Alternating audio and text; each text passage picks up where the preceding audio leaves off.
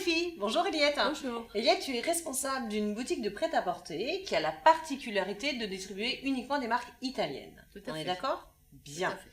Bonjour Jennifer. Jennifer, tu as 19 ans. Jennifer nous a envoyé cette question qui est: comment est-ce qu'on fait pour entrer dans la grande maison des marques de haute couture? Comment est-ce qu'on se dit marque de haute couture? J'imagine qu'il y a des critères, Comment ça se passe, Eliette? Il faut d'abord avoir son atelier. D'accord. Donc Propre. propre. D'accord. Son atelier, au moins c'est-à-dire au moins 2 ateliers, c'est-à-dire avoir du personnel. Mhm. Donc il doit présenter une collection minimum 30 modèles. Quand il y a la Fashion Week, il faut qu'il soit fait à la main, Mhm. cousu à la main. Mhm. Il faut que le modèle soit taillé sur mesure.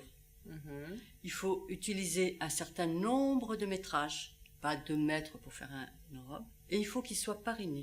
Donc on passe devant... Enfin, on passe. Oui, La personne passe devant un jury. il passe devant un jury. D'accord. Il est agréé ou pas. D'accord. Donc on n'est pas haute couture, on n'est pas créateur haute couture comme on veut. On ne se dit pas créateur. Pas du tout. Ceux qui présentent une mode ont déjà travaillé, par exemple, chez Dior. Oui, chez un ancien. Chez un ancien, parce qu'il faut qu'il soit parrainé. Le parrain, c'est pas parce qu'il est parrainé qu'il va avoir le label, Le label haute couture. D'accord. Parce que le label haute couture, c'est très particulier. Il peut faire une belle collection, Une fois. une fois, et après on l'entend Et ne plus plus en entendre parler. Voilà, c'est ça. Très bien, comme les parfums. C'est pareil. Des fois, on est embêté parce qu'un parfum sort, pendant 2 mois, c'est wouh, la folie, Tout à fait, tout le monde tout à l'achète. fait. Et après, on n'entend plus parler. Voilà. C'est ça. Très bien. Bon, bah les filles, si il vous vient l'idée, pour celles qui font du stylisme, de franchir cette barrière de haute couture, eh ben voilà, Eliette nous a été de très très bons conseils. N'hésitez pas à tenter votre chance, qui sait, ça peut peut-être marcher. Et puis, bah, peut-être un jour être distribué dans ta boutique aussi, on sait jamais. On ne sait jamais. Les filles, merci beaucoup. N'oubliez pas de nous envoyer vos questions sur www.secretdefille.tv et comme d'habitude, ne ratez aucune émission sur la page fan. Merci Eliette. Merci. À bientôt. Ciao. Salut les filles. Salut Mademoiselle Bonbon. Bonjour. Alors les filles, Mademoiselle Bonbon, c'est une passionnée de bonbons, elle en a fait son métier, on en rêve toutes, hein, les gourmandes. Et eh bien on a une question pour vous aujourd'hui, et c'est celle de Sophie, elle a 32 ans, et elle se demande si les bonbons bio, ça existe. Alors oui, effectivement, ça existe. Je pense qu'au jour d'aujourd'hui, on peut absolument quasiment tout trouver en bio. Maintenant, ça reste quand même des circuits de distribution, on va dire, un peu confidentiels. C'est possible à partir du moment où la fabrication du bonbon va être issue de l'agriculture biologique et avec les normes certifiées bio. C'est courant, c'est difficile à Non, trouver. c'est pas courant. Honnêtement, les personnes qui ont cette approche de manger que bio vont, en l'occurrence, pratiquement à chaque fois, quand ils vont dans leur magasin bio, trouver un petit rayon confiserie. Il n'y a pas un grand choix. Il n'y a pas un grand choix, mais c'est possible, ça existe. Ça sous-entendrait, compte tenu du fait que c'est pas du tout le même prix, que d'avoir 2 Oui. catégories de prix. Et moi, dans le principe, je pars du principe que, effectivement, tous les bonbons ne sont pas au même prix d'achat et de vente. Mais moi, j'ai affaire à des enfants, beaucoup, et je veux pas que ce soit compliqué, et tout le monde est au même prix. Et là, pour le bio, pour le coup, on ferait vraiment une distinction. Et, C'est vraiment énorme comme différence? Ah oui, c'est au moins 3 fois plus cher. Ah oui. Donc, ça veut dire qu'il y a des c'est pas comme si je savais que les gens qui étaient intéressés par le bio ne pouvaient pas trouver des bonbons bio. Ils peuvent en trouver dans toutes Les boutiques spécialisées oui, bio. ils en trouvent. Voilà. Mais ici, non, parce que du coup, ce serait trop compliqué, ça ferait des prix différents pour chacun. Et le principe de chez Mademoiselle Bonbon, c'est qu'on compose son paquet de bonbons. C'est-à-dire qu'on va les piocher, il y a plus de 300 variétés de bonbons, donc, et alors ça veut dire qu'il faudrait faire des différences de sachets. Ben non, Oui. ça c'est pas au même prix, trop compliqué, surtout pour les bouts de chou. Sans vouloir être bio à 100%, on a possibilité de tracer un petit peu les ingrédients des bonbons traditionnels. Ah oui, parce que, mais là aussi, c'est très très très varié. Il y a énormément de variétés de bonbons. Il y a plein de sous-familles. Donc vous allez avoir des bonbons avec ou sans gélatine. Vous allez avoir des bonbons avec ou sans gluten, avec ou sans sucre, avec ou sans tout un tas de compositions. Donc on peut affiner les catégories et les sous-catégories et Ouais. savoir exactement ce qu'il y a dans le bonbon. Oui, ça c'est sûr. Voilà, les Aujourd'hui, graisses c'est tracé. animales, Absolument, tout est normé et on ne peut pas ne pas savoir ce qu'il y a dans une composition de bonbons. Bonjour les filles. Bonjour Émilie. Bonjour. Émilie, tu es directrice d'un centre esthétique. Oui. Nous avons aujourd'hui Julie qui a 19 ans. Coucou Julie, qui nous a envoyé cette question pertinente. qui est comment est-ce qu'on fait une épilation au fil. Qu'est-ce qu'une épilation au fil? Alors une épilation au fil est une technique indienne. Il faut quand même faire une formation, ça ne se fait pas du jour au lendemain. D'accord. C'est une technique qui va respecter la peau, quel que soit son type de peau. On peut aussi épiler les sourcils, les lèvres, comme tout le visage entier. Donc c'est une technique qui se fait avec un fil. Voilà, un fil de spécial. couture. Ah non, un fil de couture. Oui, un fil de couture de bonne qualité D'accord. pour éviter qu'il se casse en fait. Donc voilà, il y a plusieurs techniques au fil. Il y a le croisé, il y a plusieurs techniques. Donc en fait, c'est la technique du doigt qui va tout faire. Ce n'est pas le fil. C'est quand même le fil qui travaille, D'accord. mais il y a une façon de le tenir. Il faut le mettre à la bouche et le tirer en fait. Ah, très Voilà. bien. Ça demande aussi est-ce que la cliente tienne l'œil pour bien Pour le sourcil en pour l'occurrence. voilà. D'accord. Voilà. Donc c'est une technique qui est précise. Avec une épilation au fil, c'est plus net. Très bien. Voilà. C'est mal.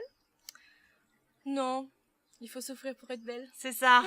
C'est ça. Mais on en a marre de souffrir. Non, c'est relativement simple et non, c'est... Et alors, quels sont les avantages d'utiliser justement, enfin, de pratiquer l'épilation au fil plutôt qu'une épilation à la cire, comme on le connaît toutes en fait? Alors, les personnes préféreraient au fil pour la simple et bonne raison que ça respecte vraiment la peau. D'accord. Voilà, on n'a pas de problème de brûlure ou de réaction. Oui, pas de problème de température. Voilà. D'accord. Au niveau de la repousse du poil, c'est plus long ou c'est pareil que la cire? Non, un poil, quand il est arraché, que ce soit à la pince à épiler, à la cire ou au fil, c'est la même chose. 3 semaines. Voilà. 3 semaines, 1 mois. Voilà, Selon la vitesse de repousse de notre poil, en fait. exactement. Combien de temps je compte pour une épilation sourcil par rapport à une épilation que l'on pratique à la cire? Au fil, C'est pareil, il faut compter à peu près une dizaine de minutes en fonction de la cliente et de l'esthéticienne. Parce que chaque personne a une pilosité différente. et une sensibilité aussi peut-être Voilà. différente. Très bien. Merci Émilie pour toutes ces indications. Merci à vous. Les filles, merci de nous avoir suivis. N'hésitez pas à nous envoyer vos questions comme d'habitude sur www.secretdefilles.tv et bien sûr la page fan sur laquelle vous pouvez suivre toutes les séquences. Ciao les filles, à bientôt. Bonjour les filles, bonjour Christelle. Bonjour Stéphanie. Je ne vous présente plus Christelle, notre psy de secret de filles. Christelle, nous avons Alexandra qui a 17 ans et qui en fait commence à rentrer un petit peu dans la vie active et elle rougit. La cata. Oui. Quel conseil on peut donner à Alexandra pour, comment on peut dire, traverser ses émotions, passer au-delà? Oui. C'est toi la spécialiste. D'autant plus qu'Alexandra, elle a 17 ans. Et que du coup, Oui. à son âge, c'est encore plus difficile d'accepter effectivement de rougir. Et donc, ça veut dire qu'on montre ses émotions en public. Alors, reste à savoir, c'est est-ce que réellement elle rougit? Elle a le phare à joues qui, tu sais, D'accord. bouffée de chaleur quand t'as chaud. Oh. Alors, oui, mais comme tu dis, bouffée de chaleur. Elle peut avoir les bouffées de chaleur dues au stress sans pour autant que ça se voit au niveau du visage. Il faudrait du coup qu'elle ait pu nous dire si les autres lui renvoient le fait. Elle a un sentiment, une sensation d'inconfort. Voilà, ça c'est certain. Pour elle, c'est une gêne. Donc, elle peut déjà justement poser la question à son entourage proche de savoir si oui ou non, quand elle a l'impression de rougir, elle rougit vraiment. Parce que ça peut être simplement une impression. D'accord. Et le fait de savoir de la part des autres si c'est le cas ou pas, ça peut l'aider déjà. Si oui, elle rougit, alors à ce moment-là, il y a des petits trucs à envisager. Alors ça peut être des exercices de respiration pour pouvoir se détendre, pour pouvoir gérer son émotion et que du coup, le rouge redescende. Voilà. Ensuite, ça peut être d'autres exercices à trouver pour soi. Mantra. Mantra. Oui, c'est-à-dire ça va être Un exercice de relaxation. un exercice de relaxation, exactement, avec éventuellement un rituel de syllabes ou de mots, une phrase qui peut apaiser, ou de s'imaginer dans une situation qui lui convient, où Qui elle lui se est sent agréable. à l'aise. Oui. Tu penses que c'est une question d'âge aussi, un manque de confiance en soi? Oui, Ça joue? forcément. Ça joue, c'est certain. Ça joue. Mm. Bon, bah Alexandra, te voilà pareil. N'oublie pas, la chose importante, c'est ton mot magique. Merci Christelle. À bientôt les filles. Bonjour Jando. Bonjour. Jando, tu es professionnel dans le self-défense pour femmes. Oui. Nous avons Laetitia, coucou Laetitia, qui nous envoie cette question à savoir comment est-ce qu'elle peut se défendre si on la plaque à terre. D'accord. Alors Laetitia, souvent ça arrive pour ensuite agresser, violer ou autre. Eh bien, Malheureusement. il faudra dans un premier temps se protéger, utiliser la force de ses jambes, parce qu'on est plus puissant avec ses jambes que ses bras. On se protège avec ses jambes. Non, avec ses bras. D'accord. Et ensuite, on va utiliser ses jambes pour le déplacer et pour le neutraliser et ensuite s'enfuir. Comment on se protège avec ses mains? Quels gestes on peut faire? On va mettre les mains devant le visage et si on frappe dans le nez, c'est très incapacitant.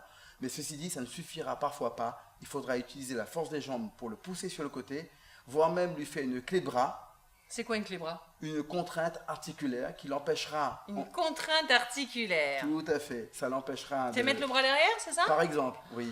Et ça- Notez les filles, hein.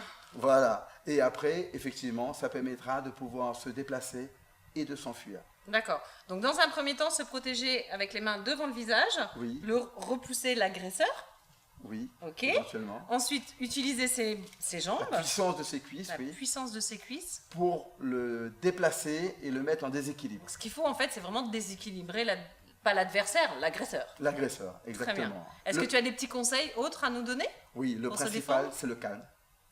Essayez de rester calme. calme, et ça s'apprend par la répétition des gestes en entraînement régulier dans un club, par exemple. L'idée, c'est à chaque fois qu'on a une agresseur, si on peut fuir avant, tant mieux. C'est ça. Là, on est dans la situation, on n'a pas eu le temps de fuir. Le déséquilibre et l'avantage de la surprise, parce que celui de 80 kg, il ne s'attend pas à une rébellion. Il est peut-être moins vif que nous.